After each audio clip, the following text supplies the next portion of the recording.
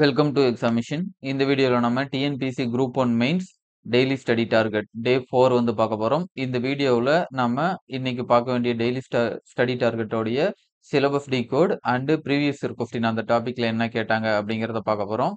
Modern history of India இதுல வந்து பார்த்தீங்கன்னா சிக்னிஃபிகண்ட் இந்தியன் நேஷனல் லீடர்ஸ் குறிப்பிடத்தக்க இந்திய தேசிய தலைவர்கள்னு சொல்லி அவங்களே ஒரு 7 தலைவர்களுடைய பேர் வந்து கொடுத்துருக்காங்க. தாகூர், மௌலானா அபுல் கலாம் ஆசாத், காந்தி, ஜவஹர்லால் நேரு, போஸ், பி.ஆர். அம்பேத்கர், வல்லபாய் பட்டேல் இவங்க எல்லாத்தையும் குடுத்துருக்காங்க. ஸோ, இதுல நம்ம எப்படி ப்ரிப்பேர் பண்ணலாம் அப்படின்னா, ரவீந்திரநாத் தாகூர பொறுத்தவரைக்கும், அவர் வந்து அந்த பெங்காலி அந்த லாங்குவேஜ்ல வந்து பார்த்தோம்னா, அந்த ரெனேசன்ஸ் அந்த ஏரியாவுல அவருடைய பார்ட்டிசிபேஷனையும், அதேபோல காந்தியோட அந்த பிலாசபிக்கல் டிஃபரன்ஸ் எப்படி அவருக்கு இருந்துச்சு, காமனா என்ன இருந்துச்சு, நேஷனலிசத்த பத்தி டிஃபரெண்ட் என்ன இருந்துச்சு, விஸ்வபாரதி யூனிவர்சிட்டிய பத்தி, பிளஸ் வந்து நோபல் பிரைஸ் இந்த ஆஸ்பெக்ட்ல வந்து நீங்க பார்த்து வச்சுக்கங்க. கொஸ்டின் ஜெனரலா ரவீந்திரநாத் தாகூருடைய கான்ட்ரிபியூஷன் கேட்டா, நீங்க எல்லாத்தையும் சேர்த்து எழுதிடலாம். இண்டிவிஜுவலா கேட்டாலும் எழுதுறதுக்கு தயாரா இருங்க. அதேபோல மௌலானா அபுல் கலாம் ஆசாத் இவர பத்தி கேட்டாலுமே, கிலாஃபத் மூவ்மெண்ட், அதேபோல ஹிந்து முஸ்லிம் யூனிட்டி, ஃபர்ஸ்ட் இண்டிபெண்டன்ட் இந்தியாவுல எஜுகேஷன் மினிஸ்டரா இருந்திருப்பாரு. செக்யூலரிசத்துல இவருடைய கான்ட்ரிபியூஷன் இந்த ஆஸ்பெக்ட்ல நோட்ஸ் வந்து எடுத்து வச்சுக்கோங்க. அது யூஸ்ஃபுல்லா இருக்கும். அதேபோல காந்திய பொறுத்தவரைக்கும் அது கிட்டத்தட்ட அவருடைய பிலாசபிக்கலாவும் இருக்கும். அதேபோல அவருடைய பொலிட்டிக்கல் ஆஸ்பெக்ட்லயும் நம்ம வந்து பார்க்கணும். சோசியல் ரிஃபார்ம்லயும் நம்ம வந்து பார்க்க வேண்டியதா இருக்கும். கிட்டத்தட்ட இது மாடர்ன் இந்தியாவுல மேக்ஸிமம் நீங்க கவர் பண்ணிட்டு இருக்கிற அதே ஏரியாவ தான் இங்கேயும் கவர் பண்ணுவீங்க. ஜவஹர்லால் நேருவ பொறுத்தவரைக்கும் இதுவும் வந்து பார்த்தோம்னா, pre independent, post independent. Pre இண்டிபெண்டன்ட்ல இவருடைய கான்ட்ரிபியூஷன் வந்து ஒரு மீடியமா தான் இருக்கும். பட் போஸ்ட் இண்டிபெண்டன்ஸ்ல கம்பேரிட்டிவ்லி அதிகமா இருக்கும். ஸோ அந்த ஏரியா நேருவியன் சோசியலிசம், அவருடைய ஃபாரின் பாலிசிக்குன்னு தனியான டாபிக்கும் இருக்கு. ஒண்ணு இங்க நோட்ஸ் எடுத்தீங்கன்னா, அங்க எடுக்க தேவையில்ல. அந்த டாபிக்ல எடுத்தீங்க அப்படின்னா, இந்த டாபிக் நீங்க மேனேஜ் பண்ணிக்கலாம். ஸோ, அதுக்கு தகுந்தா போல இந்த நோட்ஸ் வந்து நீங்க மேக் பண்ணிக்கோங்க.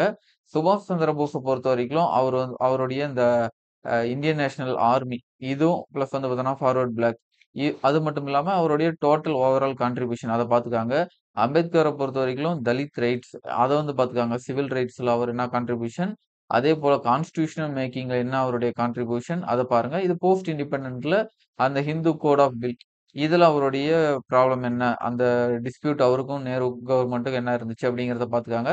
இத ஓவராலா எழுதுறதுக்கு இந்த பாயிண்ட்ஸ் எல்லாத்தையும் யூஸ் பண்ணிக்கங்க. தனித்தனியா கேட்கறது அப்படின்னா, ஜெனரலா கான்ஸ்டிடியூஷன் மேக்கிங் இந்த ஏரியாவ கேட்கறாங்க.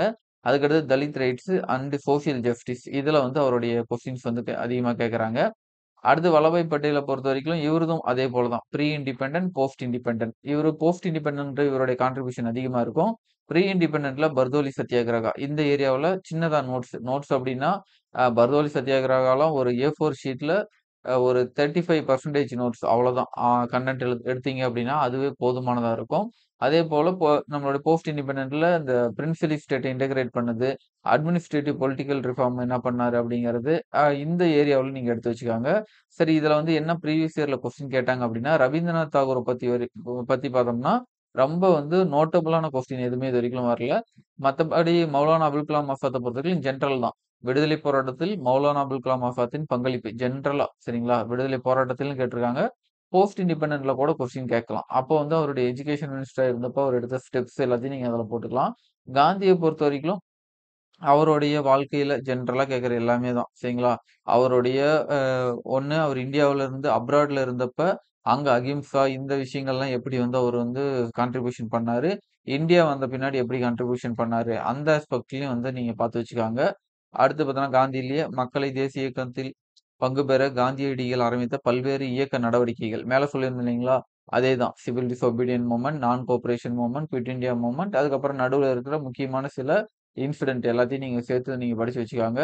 காந்திஜியின் சுதேசி திட்டத்தின் முக்கியம். நம்ம சுதேசின்னு சொல்லி லாஸ்ட் வீடியோலயே பார்த்திருப்போம். நெறைய ஏரியா வந்து பார்த்தோம்னா, இந்த டெரரிஸ்ட் மிலிட்டன்ட் நேஷனலிசம் இந்த ஏரியா பக்கம் வந்து பார்த்தோம்னா, அது அதிகமா இருந்திருக்கும். சுதேசி மூவ்மெண்ட். காந்தியோட சுதேசி மூவ்மெண்ட் அப்படிங்கிறது வில்லேஜ் ஸ்வராஜ் பேஸ் பண்ணி இருக்கும். ஸோ, அதுக்கான ஷார்ட் நோட்ஸையும் நீங்க பார்த்துக்கோங்க.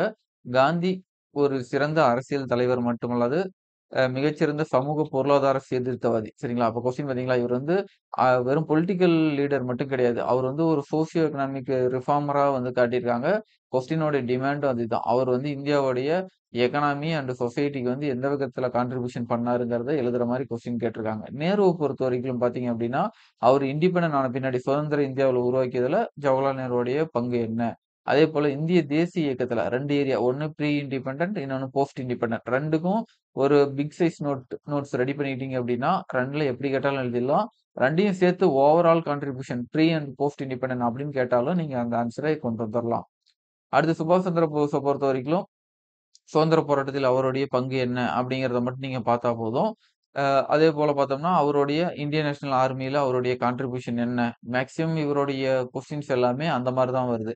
ஒண்ணு ஐஎன்ஏல வந்து அவருடைய கான்ட்ரிபியூஷன் என்ன? அப்படி இல்லைன்னா இண்டிபெண்டன்ட் மூவ்மென்ட்ல overall contribution with Gandhi, without Gandhi 2யும் சேர்த்தாப்புல நீங்க அந்த ஆன்ஸர் வந்து கொண்டு போலாம். அடுத்தது இது வந்து ஒரு அந்த டைம்ல வந்து வந்த ஒரு கரண்ட் அஃபேர்ஸ். இது வந்து ஒரு 3 மார்க் கொஸ்டின் அப்போ வந்து இருந்துச்சு. அதுலருந்து ஒரு கேள்வி. "சுயராஜ்ய தீவு என்று பெயரிடப்பட்டது" அப்படின்னு சொல்லி இந்த அந்தமான் நிக்கோபார் அந்த இதுல வந்து பார்த்தோம்னா, அந்த நேதாஜியோடைய டைம் பீரியட்ல அவங்க கேப்சர் பண்ணியிருப்பாங்க. ஸோ அது ரிலவன்ட்டான விஷயம் அது. சரி அத விட்டுறலாம். ஃபார்வர்ட் பிளாக் இத பத்தி வந்து பார்த்தோம்னா, ஒரு சிறுகுறிப்பு அறிக்கை. இதெல்லாம் வந்து ஷார்ட் கொஸ்டினா அப்ப கேட்டிருந்தாங்க. ஜஸ்ட் நீங்க பார்த்து மட்டும் வச்சுக்கோங்க. அம்பேத்கர பொறுத்தவரைக்கும் சமூக அரசியல் தலைவராக ஏன்னா அம்பேத்கர பொறுத்தவரைக்கும் ஒரு ஸ்பெசிஃபிக்கா சமூக அரசியல் தலைவராக கேட்பாங்க. அடுத்தது பார்த்தோம்னா, அவருடைய லிட்டரரி கான்ட்ரிபியூஷன் என்ன? அவருடைய எக்கனாமிக்கல் கான்ட்ரிபியூஷன் என்ன? அந்த மாரி வந்து டிஃபரெண்ட்டாவும் கேட்பாங்க. அதுக்கு தகுந்தாற்போல பார்த்துக்கோங்க. சோசியல் கான்ட்ரிபியூஷன் கேட்கும்பொழுது, மகர் சத்தியாகிரகா பத்தி தனியாவும் கேட்கறதுக்கு வாய்ப்பு இருக்கு. அப்படி இல்லைன்னா, ஜெனரல் கொஸ்டினா இது பார்த்தீங்க அப்படின்னா, அம்பேத்கர் வந்து நம்ம நாட்டிற்கு ஆற்றிய பங்களிப்பு. பங்களிப்புங்கும்போது நீங்க எல்லா ஆங்கிள்லயுமே எழுதுற மாரி இருக்கும். ஸோ ஓவர் வியூவா எல்லாமே பார்த்து வச்சுக்கோங்க. பட்டேல பொறுத்தவரைக்கும் அவர் அந்த பிரின்சியலி ஸ்டேட்ட வந்து இன்டகிரேட் பண்ணது வந்து இம்பார்ட்டன்டான கொஸ்டின் வந்து கேட்டிருக்காங்க. ஸோ இவ்வளோதான் பிரைமரி லீடர்ஸோடைய கொஸ்டின். அத தாண்டி பார்த்தோம்னா, இந்த 2009 ஒரு ஓல்டு கொஸ்டின் தான். பட் இருந்தாலும் சரோஜினி நாயுடுவ பத்தி ஒரு கொஸ்டின் வந்திருக்கிறதுனால, இவங்கள பத்தி ஒரு 1/2 பேஜ் மட்டும் ஷார்ட் நோட்ஸ் எடுத்து வச்சுக்கோங்க. இன்கேஸ் ஏதாவது ஒரு 10 மார்க்ல 5 மார்க்காவோ, இல்ல வேற ஏதாவதுல ஒரு ரிப்பீட் ஆகுது அப்படின்னா, நீங்க அத வுமன பத்தி கேட்கறாங்கனாலும் இந்த 1/2 பேஜ்ல இருக்கிற நோட்ஸ அங்கேயும் யூஸ் பண்ணிக்கலாம். இந்திய தொழிலதிபர்கள். ஸோ அதே போல பார்த்தோம்னா, இந்தியன் நேஷனல் மூவ்மென்ட்ல ஸ்பெசிஃபிக்கா கேபிட்டலிஸ்ட்ட பத்தி அந்த கொ சிலபஸ் வேர்டிங் குடுக்கல அப்படின்னாலும், நேஷனல் மூவ்மென்ட்ல பார்ட்டிசிபேஷன் பண்ணதுல ஃபார்மர்ஸோடைய கான்ட்ரிபியூஷன் என்ன? வுமனோடைய கான்ட்ரிபியூஷன் என்ன? சவுத் இந்தியாவோட கான்ட்ரிபியூஷன் என்ன? தமிழ்நாட்டுடைய கான்ட்ரிபியூஷன் என்ன? தமிழ்நாட்டுடைய வுமன்ஸோடைய கான்ட்ரிபியூஷன் என்ன? அப்படின்னு கேட்டுட்டு இருந்தாங்க. இப்ப கொஞ்சம் அட்வான்ஸா மாறி, அவங்க கேபிட்டலிஸ்ட் கிளாஸோடைய கான்ட்ரிபியூஷன் என்ன? அப்படிங்கிறது இது மேக்ஸிமம் பார்த்தோம்னா, கிரே ஏரியா அதிகமா கேட்டதில்ல. பட் இந்த மாரி இப்ப கேட்க ஆரம்பிக்கும்போது, அந்த ஹோலிஸ்டிக்கா நீங்க அந்த பாம்பே பிளான்லாம் படிச்சிருப்பீங்க. அதெல்லாம் நீங்க உள்ள இன்சர்ட் பண்ணி, நீங்க அதோடைய ஆன்ஸர் வந்து டிசைன் பண்ணலாம். ஸோ இவ்வளோதான் இன்னைக்கு இருக்கிற வீடியோ. ஸோ இந்த வீடியோஸ்ல ஏதாவது நம்ம டெய்லி போட்டுட்டு இருக்கிறதுல உங்களுக்கு சஜஷன்ஸ் இருக்கு அப்படின்னா, நீங்க கமெண்ட்ல சொல்லுங்க. அத இன்னும் நம்ம அப்டேட் பண்ணி, இன்னும் நல்லா இம்ப்ரூவைஸ்டா குடுக்கணும் அப்படின்னாலும் குடுக்கலாம். அடுத்த வீடியோல பார்ப்போம். நன்றி, வணக்கம்.